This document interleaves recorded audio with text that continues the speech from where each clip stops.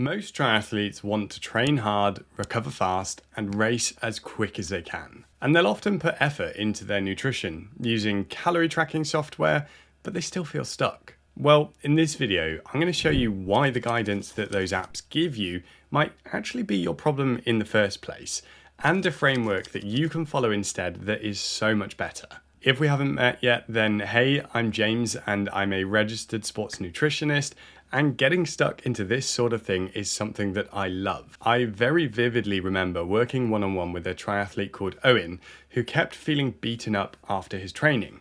And we made the sort of changes to his diet that I talk about in this video, and in his own words, his recovery times almost all but disappeared. So, a lot of triathletes get their macro targets from whatever their fitness app suggests, with a healthy sprinkling of Instagram graphics and other online advice. And more often than not, it looks something like this.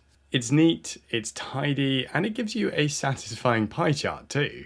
But the problem is that neat doesn't always mean right, and I'm going to tell you why this is an issue and it might be holding you back. But before I do, let me say that I get it. Percentages are easy to understand. If you're training more, your calories go up and so do your carbs, protein and fat. If you're training less, then they go down. It feels logical and your app does the maths for you, and it's just simple. But there's one big flaw here, and it's to do with my cap. Don't get me wrong, I like my cap, but I was limited when I bought it. I couldn't customize it exactly like I wanted to, so I wasn't able to change the height of this top piece, and I couldn't add my logo on it as well as the text. But I'm sure there is a hat out there that is perfect, but it might have taken a little bit more searching around, a little bit more effort, and it would have been more expensive. And this is the same with setting up your macros as a triathlete. And one that specifically causes more of an issue is protein.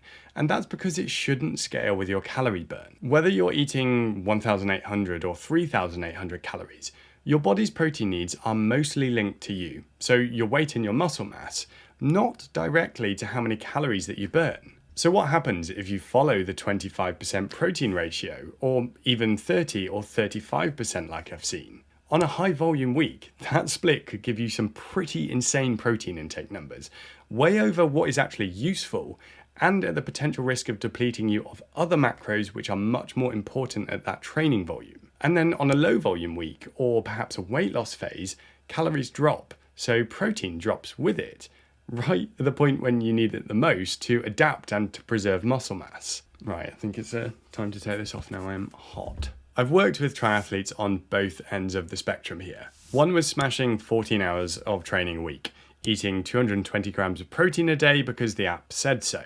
They felt full all the time and also sluggish during training. But another was in a calorie deficit, hitting 90 grams of protein daily. Yes, their weight was dropping, but so was their power, pace, and recovery. The truth is that there is a better way to manage your protein intake, and that's to anchor your protein to your body weight and not to a percentage. Then you set a fat range based on a percentage, and that is important. So between 15 to 35% of your energy intake should be from fat, and then you let carbs fill up the rest. The tricky thing here is that most apps won't allow you to follow this split exactly, because it's not intuitive and it takes more planning. I actually built a calorie and macro calculator in the hub for my members to make it simple, and it gives you the numbers based on the splits that I've recommended in this video. I wanted to just make it easy to hit the right macros, and I found that most apps just couldn't do this. But this works so much better, and here's why. Protein stays in the sweet spot. So enough for muscle repair and adaptation, whether you're fueling for peak performance or you're cutting back on calories.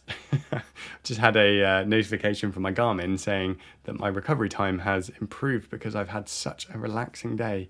Do you ever get that and you just think, you are so fucking far off. There's nothing about my day that was relaxing. Fat never drops too low.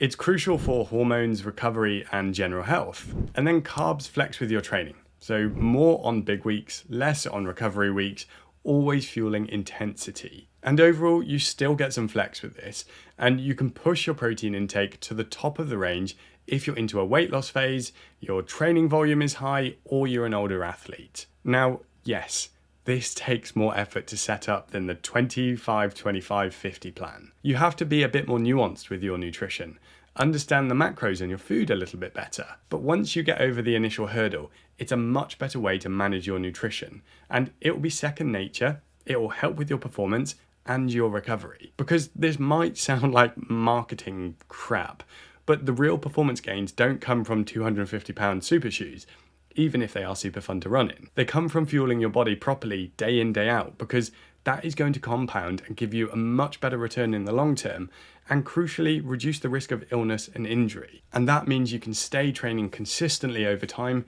and that is what you need. Now, this whole macros topic is an area that a lot of triathletes get wrong, but another one is hydration. It can be confusing to know how much to drink, whether you need sodium, and whether this should change depending on what sort of training you do. So I've made a walkthrough video for you, which you can watch here.